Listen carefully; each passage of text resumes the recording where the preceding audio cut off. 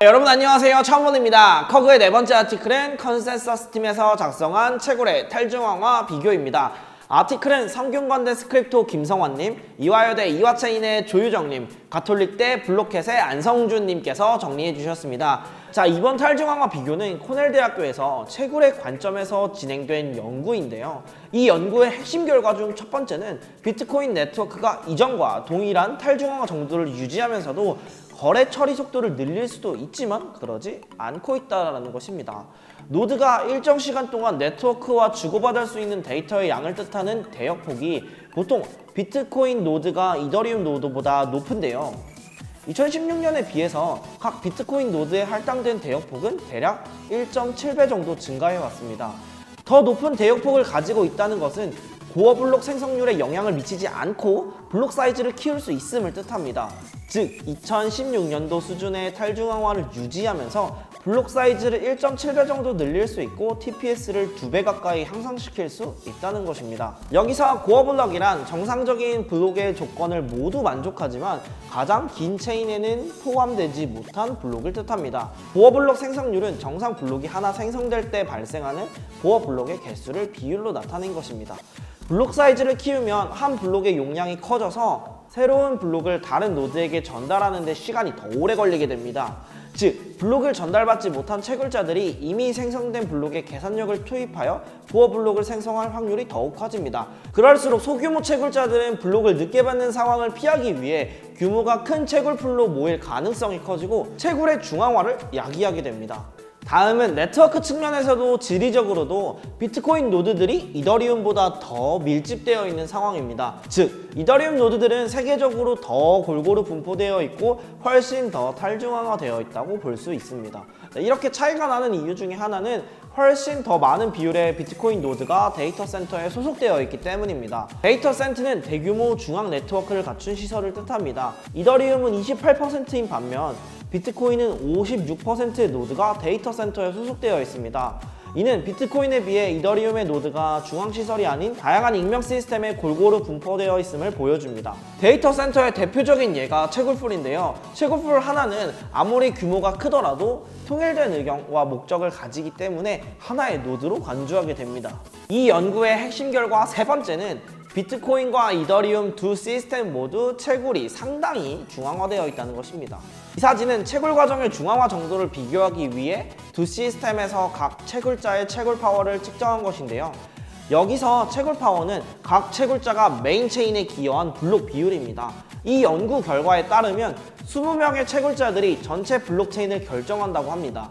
그리고 비트코인에서는 상위 채굴자 4시, 이더리움에서는 상위 채굴자 3시 50% 이상의 해시 파워를 가지고 있다고 합니다. 정리하면 두 플랫폼은 블록체인을 유지하기 위해서 매우 적은 숫자의 채굴자들에게 의존하고 있다는 것을 알 수가 있습니다. 단, 여기서는 채굴자의 마이닝풀도 포함되어 있습니다.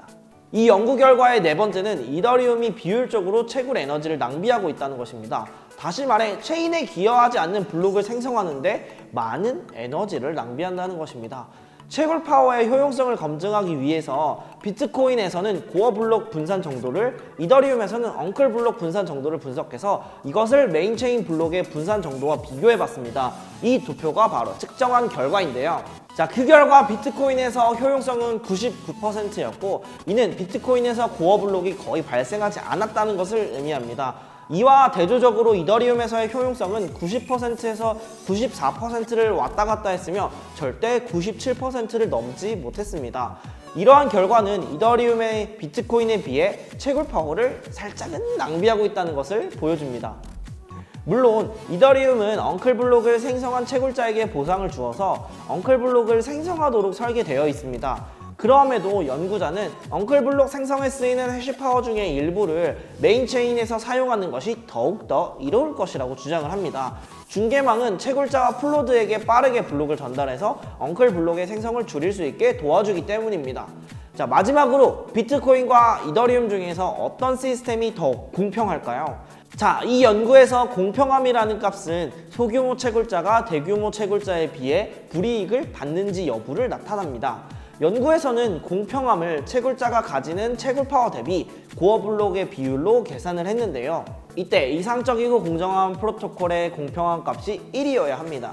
공평한 값이 1보다 크면 자신의 채굴 능력 대비 코어 블록 생성률이 높다는 말로 공평하지 못하다는 것을 의미하고, 반대로 1보다 작은 경우 자신의 채굴 파워 대비 코어 블록을 적게 생성한다는 것을 의미합니다. 이를 기준으로 비트코인과 이더리움 상에서 상위 20위의 채굴 파워를 가지는 채굴자들을 조사했는데요. 도표를 보면 이더리움과 비트코인에서 1위부터 4위의 채굴 파워를 가진 채굴자들은 공평함 값이 모두 1에 가깝거나 1보다 작은 것을 볼 수 있습니다. 1보다 작을 때는 채굴자가 이득을 얻고 있는 상황으로 현재 프로토콜에서 1위부터 4위의 채굴자들이 이익을 얻고 있습니다. 또한 도표에서 확인할 수 있듯이 이더리움은 상위 22위의 채굴자들이 공평한 값이 골고루 분포되어 있는 반면 비트코인은 채굴자별로 그 편차가 큰 것을 확인할 수가 있습니다.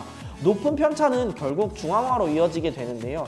소규모 채굴자들이 일시적이라도 높은 공평한 값으로 생기는 손실을 점점 감당하기 힘들어질 것이고, 이는 채굴을 중단하거나 대규모 풀로 모이게 되는 결과로 이어지게 됩니다. 공평함에서 높은 편차를 보이는 비트코인은 이더리움과 비교할 때 더욱 중앙화가 심화될 것으로 보입니다.